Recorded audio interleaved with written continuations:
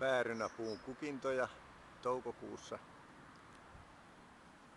29 asteen jälkeisiltä päiviltä kukintoja jo pari päivää.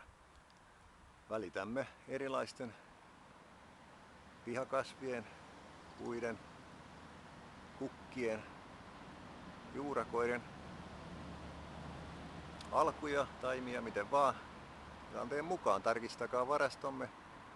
Päärynäpuita ei ole kuin yksi kappale, jos ei tänne ilmaannu näitä alkuja hissun kissun. Mutta kaiken maailman puna-ailakit, piparijuuret, erilaiset muut perinnekasvit, malvat, näin poispäin.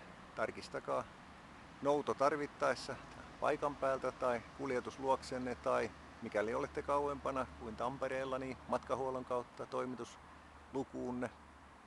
Tarkistakaa tilanne sähköposti puutarhapalvelua@gmail.com.